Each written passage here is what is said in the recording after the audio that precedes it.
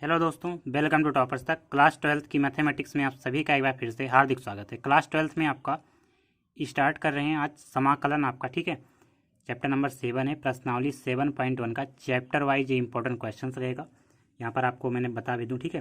देखो, ये chapter number 7 का इंपॉर्टेंट क्वेश्चन है। हम एक्सरसाइज वाइज सॉल्व कर रहे हैं। देखो, एक्सरसाइज क्या है आपका 7.1, ये आपका 7.1 एक्सरसाइज है। क्लास 12th मैथ समाकलन आपके चैप्टर का नाम है, इंटीग्रेशन इंग्लिश में कहते हैं, ठीक है। देखिए, हर एक क्वेश्चन नहीं, लेकिन जो कई बार पेपर में आए हैं या जो इम्पोर्टेंट हैं हमारे तरफ से, जो हो सकता है इम्पोर्टेंट है ये, वो मैं आपको करा रहा हूँ, ठीक है मेरे प्यारे भाई। तो इसमें मैं आपको जैसे समाकलन स्टार्ट कर रहा हूँ, चैप्टर नंबर 7 है, प्रश्नावली 7.1 है। तो कुछ बातें मैं आपको बेसिक बता दूँ, जैसे अगर मान लो आपको नहीं भी पता है तो भी आपको बेसिक नॉलेज हो जाए, ठीक है। जैसे देखिए, यहाँ पर मैं लिखता हूँ समाकलन, ये मैं आज आपको पढ़ाऊँगा, ठीक है। समाकलन इंग्लिश में क्या कहेंगे, इसे इंटीग्रेशन कहेंगे। देखिए, समाकलन की दो बातें आपको, एक बातें समझिए सबसे पहले कि ये समाकलन जो आपका है ये अवकलन का उल्टा होता है। क्या होता है? अवकलन का उल्टा होता है, ठीक है। बात आपको समझना, स्टेप बाय स्टेप बताता हूँ कि जो समाकलन है वो क्या होता है, अवकलन का उल्टा होता है। ये बात आपको समझनी है। अब देखिए, देखो इंग्लिश में से इंटीग्रेशन कहेंगे और अवकलन का उल्टा होता है, इसका मतलब कहेंगे कि इनवर्स प्रोसेस ऑफ डिफरेंशिएशन, ठीक है। क्योंकि अवकलन को क्या कहेंगे इंग्लिश में, डिफरेंशिएशन कहेंगे। अब यहाँ पर बात आपको ये समझनी है कि जैसे मान लो अगर मैं डिफरेंशिएशन करता हूँ dy/dx ऑफ, डिफरेंशिएशन आपने पढ़ा होगा, ठीक है। नहीं पढ़ा होगा उसका भी इंपॉर्टेंट क्वेश्चन आपको मिल जाएगा। तो देखिए, अगर आप डिफरेंशिएशन करेंगे dy/dx ऑफ किसका, साइन एक्स का, एक छोटा सा आप एग्जाम्पल लेते हैं, ठीक है। dy/dx ऑफ साइन एक्स का जब आप डिफरेंशिएशन करते हैं तो क्या आता है आपका, कॉस एक्स आता है। क्या आएगा? कॉस एक्स आएगा। आप कहेंगे जी बिल्कुल आगे, कोई दिक्कत हमको नहीं, कोई तकलीफ नहीं है, ठीक है। देखो, प्रोसेस बताता हूँ कि कैसे क्या होगा, ठीक है। देखो, अगर आप इस डी को यहीं पर छोड़ दें और जो बटे में डी एक्स है इसको आप क्रॉस मल्टीप्लाई उधर लेकर जाएं, तो यहाँ पर देखो डी साइन एक्स यहाँ पर होगा और यहाँ पर क्या हो जाएगा आपका, कॉस एक्स इंटू में क्या हो जाएगा, डी एक्स हो जाएगा। हमने क्या किया, क्रॉस मल्टीप्लाई करा दिया। ठीक बात है। आप कहेंगे जी बिल्कुल कोई तकलीफ नहीं है हमें। अब बात को ये समझनी है आपको, अगर मैं दोनों तरफ इंटीग्रेशन ले लूँ, इंटीग्रेशन का सिंबल यही होता है, ठीक है। ये क्या होता है, ये सिंबल होता है इंटीग्रेशन का, सिंबल ऑफ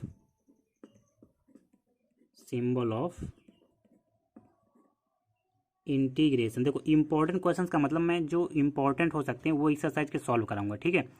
जैसे जो आपका, मैं एक बार फिर से आपको दिखा भी दूँ, जैसे ये आपका एक्सरसाइज है, एक्सरसाइज 7.1, ठीक है। इसके जो इंपॉर्टेंट क्वेश्चन है, जो जितने मतलब इस क्वेश्चन है आपके, टोटल यहाँ पर 20 क्वेश्चन है, दो आपके ऑप्शनल वाले भी हैं, ठीक है। 22 क्वेश्चन है।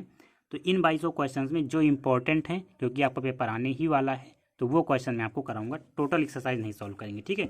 उसका भी अगर लिंक आपको देखना है टोटल एक्सरसाइज का, तो मिल जाएगा नीचे आपको डिस्क्रिप्शन बॉक्स में। देखो, यहाँ पर हमने दोनों तरफ सिंबल लगाया किसका, इंटीग्रेशन का। तो ये क्या होता है सिंबल आपका, सिंबल ऑफ इंटीग्रेशन, ठीक है मेरे प्यारे भाई।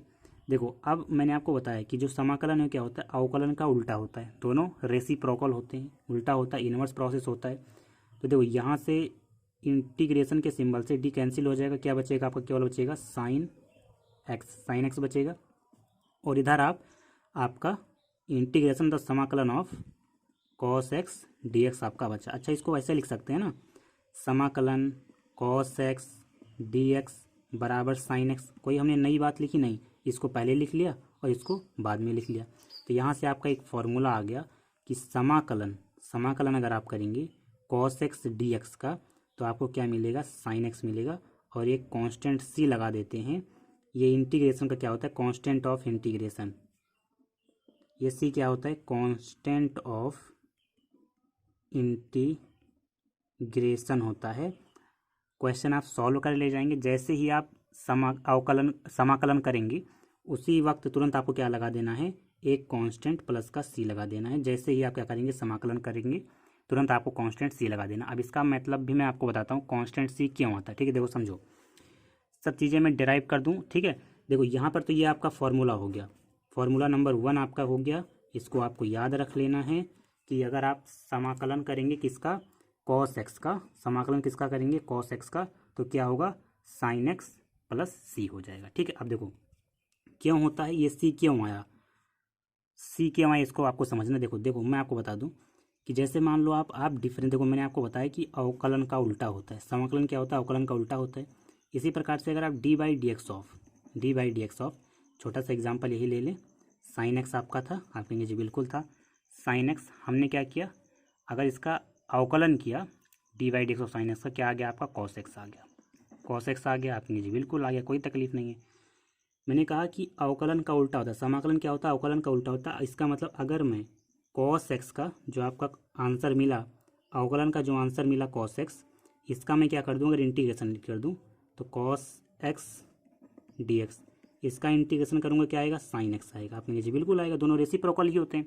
लेकिन मैंने आपको बताया कि जब आप इंटीग्रेशन करते हैं तो इसके साथ में एक प्लस का सी ऐड हो जाता है, प्लस का सी क्या होता है, जुड़ जाता है, ठीक है। इसका रीज़न ये है कि देखो, अगर आपने क्वेश्चन लिया साइन एक्स, कहीं भी आपको साइन एक्स मिल जाएगा तो अवकलन कॉस एक्स होगा, लेकिन अगर कॉस एक्स का आप समाकलन करेंगे तो साइन एक्स प्लस का सी होगा। इसका मेन रीज़न ये है, सी क्यों आया, अगर मान लो अगर आप प्लस का 2 लगा देते तो भी आपका डिफ्रेंसिएशन अवकलन कॉस एक्स ही आता, क्योंकि कांस्टेंट क्या होता है, D by D x of constant क्या होता है, 0, तो कांस्टेंट की जहाँ 2 4 6 5 कुछ भी हो सकता है ना, तो ये कॉस एक्स ही आएगा। मान लो अगर आप 3 कर देते तो भी कॉस एक्स ही आता। इसीलिए अगर आप कॉस एक्स का समाकलन करेंगे तो साइन एक्स प्लस का सी एक अपने आप तरफ जुड़ जाता है, मतलब जो आपका इंटीग्रेशन है ये रिस्क नहीं लेता, समझ रहे हो क्या होता है, नहीं लेता है, रिस्क नहीं लेता है। कि क्या मतलब, आपने अभी यहाँ पर कुछ नहीं लगाया तो भी कॉस एक्स ही आया डिफ्रेंसिएशन। मान लो अगर आप 3 लगाएं, 4 लगाएं, 5 लगाएं तो भी आपका डिफ्रेंसिएशन क्या आएगा, कॉस एक्स ही आएगा। लेकिन समाकलन मान लो किया तो यहाँ पर हमने एक कांस्टेंट सी लगा दिया, भाई हमारी कोई गलती नहीं है, आप लगाओ या ना लगाओ मैं स्वतंत्र हूँ, क्योंकि समाकलन क्या होता है, अवकलन का उल्टा होता है। बात क्लियर है, यहाँ तक हमें लगता है बात आपको समझ में आया होगा। इसीलिए किसी का भी आप कोई भी फंक्शन हो, अगर आप क्या करेंगे, इंटीग्रेशन करेंगे, समाकलन करेंगे तो एक कांस्टेंट सी ऐड हो जाएगा, ठीक बात है। इसी प्रकार से अगर आपको मिल जाए समाकलन साइन एक्स का, तो इसी प्रोसेस से आप निकाल सकते हैं साइन एक्स डी एक्स का, तो ये क्या हो जाएगा, माइनस का कॉस एक्स प्लस का सी जुड़ जाएगा। इसी प्रकार से मैं आपको बता दूं कि अगर केवल एक कांस्टेंट टर्म आपको एक मिल गया, डी एक्स मिल गया, ठीक है, इसका अगर आपको समाकलन करना है तो होता है एक्स और एक कांस्टेंट अपने आप से जोड़ देंगे, ठीक बात है। और भी समझना है आपको, अगर आप देखो 2 4 5 में आपको जो इम्पोर्टेंट है उसको मैं बता रहा हूँ, इसके बाद जैसे जैसे क्वेश्चन में मिलेगा वो फॉर्मूले में आपको बताता जाऊँगा, ठीक है। इसी प्रकार से अगर आपको मिल गया कि x की पावर n dx का आपको क्या करना है, समाकलन करना है, तो मेरे प्यारे भी आपको याद रखना सबसे इम्पोर्टेंट फार्मूला, x की पावर n+1 और नीचे भी आपका n+1 लिख दिया जाएगा, ठीक है। इम्पोर्टेंट फार्मूला है, याद आपको इन सभी को रखना है, ठीक है। ये सभी जितने मैंने आपको बताया ये सभी चारों पांचों आपके इम्पोर्टेंट हैं, और जैसे जैसे आगे हम बढ़ेंगे वैसे वैसे सारे आपको क्या कराएंगे, फॉर्मूले बताते जाऊँगा, ठीक है। इसी प्रकार से आप इनको डेराइव कर सकते हैं, ठीक है मेरे प्यारे भाई। तो याद रखना x की पावर n dx का समाकलन क्या हो जाएगा आपका, x की पावर n+1 अपॉन में n+1, ठीक है मेरे प्यारे भाई। अब हम क्या करेंगे, देखो इसको मैं हटा देता हूँ, ठीक है।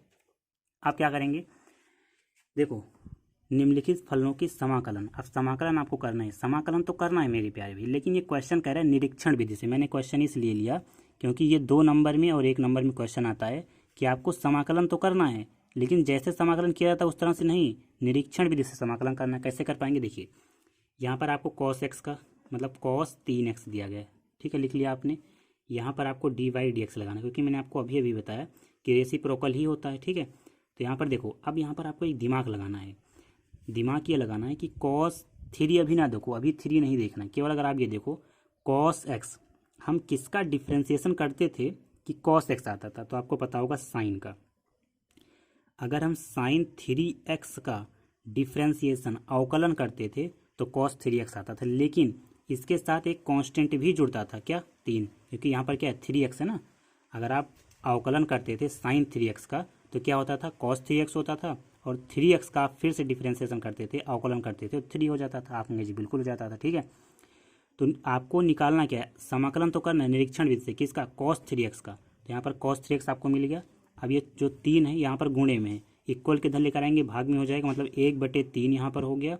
और ये dy/dx ऑफ यहाँ पर आपका हो गया sin 3x, और इधर आपका क्या बचा, केवल और केवल cos 3x आपका बचता है। ठीक है, अब देखो इसको पहले लिख लो और इसको बाद में लिख लो, मतलब cos 3x बराबर आपको लिख लेना है 1/3 dy/dx ऑफ sin 3x। अगर निरीक्षण विधि से करेगा तो जैसे प्रोसेस मैं आपको बता रहा हूँ ऐसे ही करना है। ठीक है मेरे प्यारे भाई, अब देखो cos 3x का समाकलन निरीक्षण विधि से हो गया, बस आपको क्या लिख देना है कि cos 3x का समाकलन यहाँ पर आपका क्या हो गया 1/3। अब जब आंसर लिखेंगे तो dy/dx हटा देंगे, तो 1/3 sin 3x, ये आपका क्या हो जाएगा, आंसर हो जाएगा। ठीक है मेरे प्यारे भाई, ऐसे ही आपको करना है, थोड़ा सा आपको दिमाग लगाना है बस। ठीक है, अब देखो यहाँ पर इसको समझ लेना, देखो ax + b का स्क्वायर, देखो बारिश होने लगी, शायद थोड़ा सा आपको बैकग्राउंड वाइज भी आ रही हो। ठीक है, लेकिन कोई प्रॉब्लम नहीं है। देखो यहाँ पर आपको मिला है ax + b का होल स्क्वायर, ऐसे लिख लेना है। अब यहाँ पर आपको डिफ्रेंसिएशन अवकलन का सिंबल लगाना है dy/dx।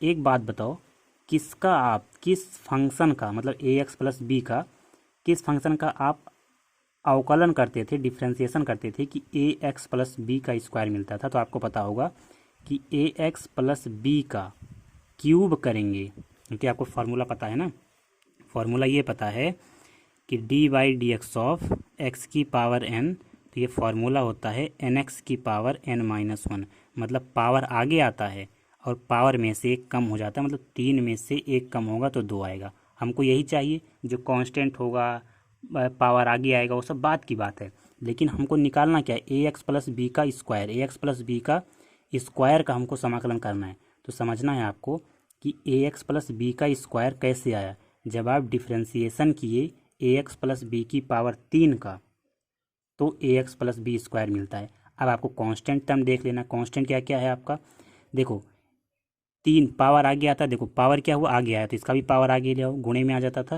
आप कहेंगे जी बिल्कुल आता था। तो 3 आगे आया, मतलब 3 गुणे में आ जाता है, और 3 में से एक कम हो गया, मतलब 3 गुणे में लिख लिया आपने, और ax + b का स्क्वायर हो गया, क्योंकि पावर में से क्या हो गया, एक कम हो गया।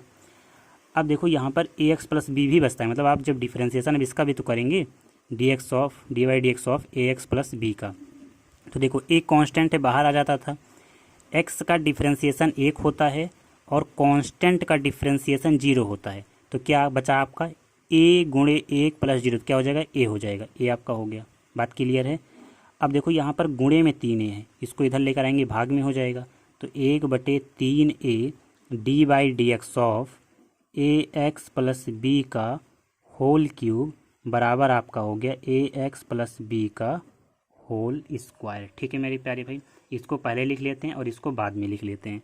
तो ये आपका हो गया ax + b का होल स्क्वायर बराबर 1/3a dy/dx of ax + b का होल क्यूब। ठीक है, क्यूब आपको दिख रहा है।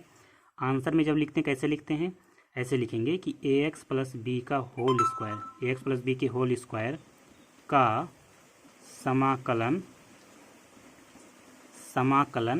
1/3a और dy/dx आप हटा देंगे, तो आपका आ जाएगा ax + b का होल क्यूब। ये आपका आंसर हो जाएगा। निरीक्षण विधि से ऐसे ही क्वेश्चंस को ईच एंड एवरी क्वेश्चंस को निरीक्षण विधि से ऐसे ही सॉल्व करना है आपको। ठीक है मेरे प्यारे भाई, ये बात आप समझेंगे। देखो थोड़ा सा बारिश होने लगी है तो शायद बंद करना पड़ेगा, नहीं स्लो हो गया, कोई तकलीफ नहीं है, ऐसे ही पढ़ते हैं, सिर्फ बंद नहीं करते हैं। ठीक है, अब देखो ऐसे क्वेश्चन निरीक्षण विधि पे कभी कभी आए हैं, हर बार तो नहीं आए। ठीक है, अब देखो मेन आपको मैं बताता हूँ, यहाँ पर आपको देखना है 7.1 का मैंने जो इम्पोर्टेंट लगा, ये क्वेश्चन नंबर दूसरा और चौथा ये इंपॉर्टेंट था तो मैंने आपको बता दिया, और क्वेश्चंस आपको अटेम्प्ट कर लेने हैं। ठीक है, अब देखो यहाँ पर आएगा निम्नलिखित समाकलनों को ज्ञात कीजिए। अब जो क्वेश्चंस आपको दिए गए उनका समाकलन आपको ज्ञात करना है। देखो मैं आपको बता दूं कि इसमें से जो इम्पोर्टेंट हैं या कई बार आए हैं वो मैं क्वेश्चंस आपको कराऊंगा। अब ये क्वेश्चंस आपके बेसिक समाकलन पे हैं। ठीक है, बेसिक जैसे आप समाकलन करते हैं।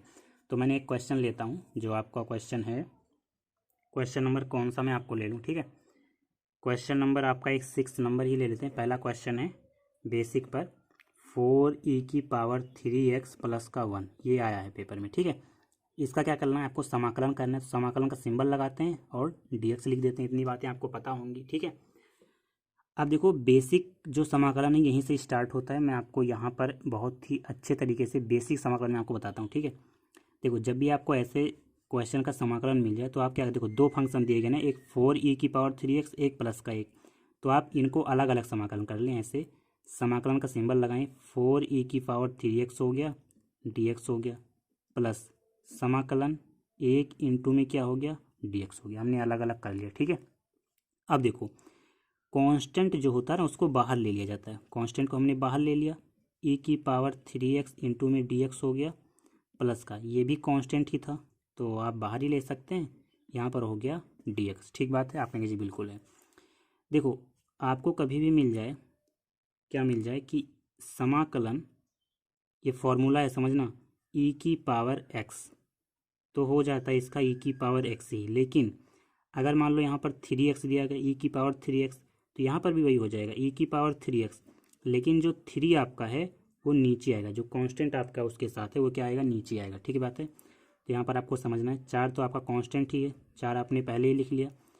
आप समाकलन करेंगे e⁻3x dx का, तो e⁻3x तो ऐसे रहेगा, लेकिन जो 3 कांस्टेंट है यहाँ पर नीचे आ जाएगा। लेकिन डिफ्रेंशिएशन में ऐसा नहीं था। डिफ्रेंशिएशन में क्या होता था, गुणे में 3 लिख दिया जाता था ना, लेकिन यहाँ पर ऐसा नहीं करना है। प्लस का सिंबल आएगा, एक तो आपका है लिख लेते हैं, और dx का अभी भी मैंने आपको बताया, देखो ये अभी मैंने आपको बताया फॉर्मूला कि 1 इंटू में dx, एक आप चाहे बाहर लेकर लिखें या अंदर ही, 1 इंटू में dx का होता है x, ठीक है। क्या होता है, x होता है। फॉर्मूला आपको पता है, मैंने आपको बता भी दिया था, ठीक है। तो यहाँ पर क्या हो जाएगा, x हो जाएगा। जब आपने दोनों का समाकलन कर लिया ना, तो अब एक कांस्टेंट c मैंने आपको बताया लगा देना है। तो इसको आपको सिस्टमेटिक वे में ऐसे ही लिख सकते हैं, 4/3 e⁻3x प्लस 1 का गुणे में x में कराएंगे तो x ही आएगा, और प्लस का c, ये आपका फाइनल आंसर हो जाएगा, ठीक है मेरे प्यारे भाई। तो ये फॉर्मूला आपको याद कर लेना है, ठीक है। बात क्लियर है। अब देखो क्वेश्चन नंबर कौन सा देख लेते हैं, क्वेश्चन नंबर 8 नंबर देख लेते हैं। 8 नंबर आपका है, क्वेश्चन है समाकलन करना है ax² प्लस का bx प्लस का c इंटू में क्या हो जाएगा, dx हो जाएगा, ठीक है मेरी प्यारे भाई। अब देखो 3 फंक्शन दिए गए, तीनों को अलग अलग कर लो ऐसे, ax² dx, फिर दूसरे में भी समाकलन वही करो, bx dx प्लस एक c आपका बचता है तो c dx अलग अलग कर लिया। अब कांस्टेंट है उसको बाहर ले लो, हमने a को बाहर ले लिया, क्या बचा आपका x² dx बच गया, प्लस हमने b को बाहर ले लिया, x इंटू में dx बच गया, प्लस यहाँ c भी तो कांस्टेंट है तो c भी बाहर ले लो, यहाँ पर क्या बच गया, dx हो गया, ठीक बात है। देखिए यहाँ पर आपका a, अब जब आप x की पावर, देखो मैंने आपको अभी भी फार्मूला बताया, फार्मूला मैं आपको दिखा देता हूँ। x की पावर n का क्या होता है, x की पावर n+1 अपॉन में n+1, मतलब x की पावर n की जगह क्या है, 2 है, तो पावर में क्या होगा, n में 1 जुड़ेगा और नीचे n+1, तो यहाँ पर आपको लिख लेना x की पावर n आपका क्या है, 2, तो 2 प्लस का 1, नीचे भी आपका 2 प्लस का 1। बात आपको समझ में आई होगी। यहाँ पर देखें b आपका हो गया, ठीक बात है। देखो यहाँ पर x की पावर 1 है ना, तो यहाँ पर ऐसे लिखो x की पावर 1 प्लस का 1, नीचे 1 प्लस का 1, यहाँ पर प्लस का c इंटू में, देखो dx का मैंने आपको बताया, dx का समाकलन यहाँ पे 1 गुणा करके लिख लें, 1 इंटू में dx का क्या होता है, x होता है। अब देखो आपका समाकलन पूरा हो गया, तो आप एक कांस्टेंट c लगा दें, लेकिन देखो यहाँ पर भी c है, यहाँ पर भी c लगाएंगे, तो डिफरेंस के लिए इसको कैपिटल कर लें, या आप c1 ऐसे लिख सकते हैं, कोई तकलीफ नहीं है, ठीक है। क्योंकि यहाँ भी c है, यहाँ भी c है, तो दिक्कत हो जाएगा ना समझने में। तो इसको आपको क्या लिख सकते हैं, ये आप लिख सकते हैं ax⁻³ प्लस bx⁻2 अपॉन में 2 प्लस cx प्लस का c1, ठीक है। ये आपका आंसर हो गया, कोई तकलीफ नहीं है। अब देखिए क्वेश्चन नंबर कौन सा आपका, इसको मैं हटा देता हूँ, ठीक है। अब देखिए क्वेश्चन नंबर आपका कौन सा आएगा, क्वेश्चन नंबर जो इम्पोर्टेंट हो वो मैं आपको बताऊँ, ठीक। क्वेश्चन नंबर 10 देख लेते हैं। क्वेश्चन नंबर 10 है आपका, रूट के अंदर एक्स से माइनस का 1/√x का होल स्क्वायर और इसी को आपको समाकलन करना है dx। ठीक है मेरे प्यारे भाई, अब देखिए करना क्या है, एक माछी परेशान कर रही है। ठीक है, अब देखिए यहाँ पर होगा क्या, सबसे पहले आपको देखो ये a माइनस बी का होल स्क्वायर मिल रहा है, a माइनस बी का होल स्क्वायर, तो ये फार्मूला आपका हो जाएगा a square plus B square minus का 2ab। तो यहाँ पर भी आपको सबसे पहले वही करना है, a स्क्वायर देखो √x का आप स्क्वायर करेंगे तो क्या आएगा, x आएगा। तो इसी प्रकार से 1/√x का स्क्वायर करेंगे तो 1/x आएगा, क्योंकि रूट से स्क्वायर से रूट कैंसिल हो जाता है। ठीक है, तो a स्क्वायर हो गया प्लस बी स्क्वायर माइनस का 2ab माइनस का 2 × √x a गुणे b 1/√x, ब्रैकेट लगा लें और ये आपका हो गया dx। देखो √x से √x कैंसिल हो गया, यहाँ पर आपका बचता है x प्लस 1/x। ठीक बात है, माइनस का देखो माइनस का हो जाएगा, यहाँ पर 2 बचेगा और यहाँ पर कुछ नहीं बचा, तो 2 1 कम 2 हो गया, यहाँ पर आपका हो जाएगा dx। ठीक बात है, आपको समझ में आया होगा। अब देखिए मेरे दोस्तों, अब आपको देखना ये है कि समाकलन आपको कर देना है। अब समाकलन कैसे होगा इसको आपको देखना है। अब देखिए दोस्तों, अब आप क्या कर लें, सभी को अलग अलग कर लें, x dx हो गया समाकलन, इसका 1/x dx हो गया, यहाँ पर 2 कांस्टेंट है बाहर ले लें और यहाँ पर क्या हो जाएगा dx हो जाएगा। बात को समझ पाए, 2 कांस्टेंट ही था, या आप समाकलन लगाते 2 dx लिखते, 2 आपको बाद में बाहर ही लेना पड़ता। तो यहाँ पर देखो, यहाँ पर x की पावर n, मैंने आपको फार्मूला बताया x की पावर n का क्या होता है, x की पावर n+1 अपॉन में n+1 समाकलन करना है। तो यहाँ पर x की पावर 1+1 मतलब 2, नीचे 1+1 मतलब 2। देखो अगर आपको समाकलन करना है किसका, 1/x dx का, तो ये होता है log x।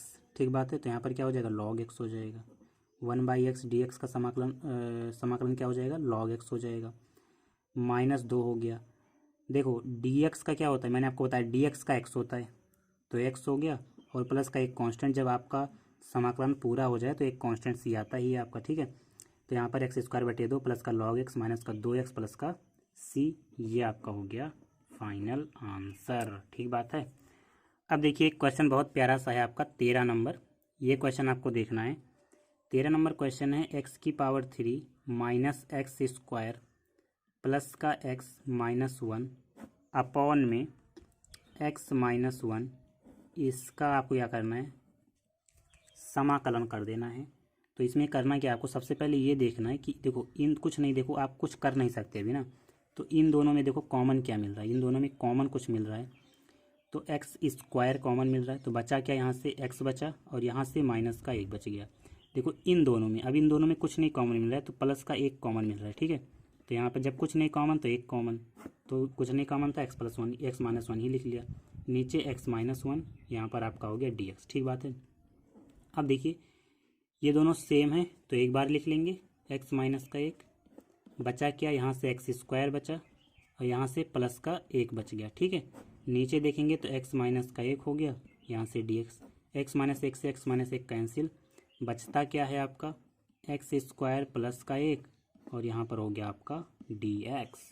अब देखो इसका क्या करना है, आपको समाकलन करना है, तो यह हो गया आपका x² dx प्लस का 1 × में dx। ठीक है, x² का आपका क्या हो जाएगा, x की पावर 2 प्लस का 1, नीचे क्या हो जाएगा 2 प्लस का 1, x की पावर n का इंटीग्रेशन, तो x की पावर n+1 अपॉन में n+1 हो गया, और एक dx का क्या होता है x होता है, और जब इंटीग्रेशन पूरा हो जाए तो कांस्टेंट c आ जाता है, तो इसको आप x की पावर 3 अपॉन में 3 प्लस का x और प्लस का c लिखेंगे और ये आपका फाइनल आंसर हो जाएगा। ठीक है मेरे प्यारे भी, देखिए अब आप सभी को पता है कि मेरे पास थोड़ा सा टाइम कम है ना, क्योंकि इस तरह से थोड़ा दिक्कत हो जाता है। बोर्ड पे मैं पहले पढ़ाता था, बहुत अच्छा था, लेकिन अब मैंने आपको बताया सारी प्रॉब्लम, तो वीडियो आप देख भी सकते हैं हमारे चैनल पर जाकर। ठीक है, तो आज के लिए 7.1 के जो इंपॉर्टेंट क्वेश्चन हमारी तरफ से बन सकते थे वो मैंने आपको करा दिया। अब आप इन क्वेश्चन को सॉल्व करना, जो दिक्कत प्रॉब्लम परेशानी होगी वो कमेंट सेक्शन में डाल सकते हैं। अगर एक दिन के पहले, जैसे मैं वीडियो अपलोड कर रहा हूँ, एक दिन के पहले आपने डाल दिया तो मैं सारी प्रॉब्लम जो आपके क्वेश्चन हैं, या आप बता सकते हैं क्वेश्चन नंबर 12 नहीं आया, 16 नहीं आया, 18 नहीं आया, तो अगर वहाँ पर लिख देंगे तो मैं एक नेक्स्ट वीडियो आपको बना दूंगा। ठीक है मेरे प्यारे भाई, तो आज के लिए इतना ही रखते हैं। आप सभी को समझ में आए तो लाइक शेयर सब्सक्राइब वगैरह जरूर कर देना, अपने दोस्तों के साथ ज़रूर शेयर कर देना। मिलते हैं आपको नेक्स्ट वीडियो में। Thank you.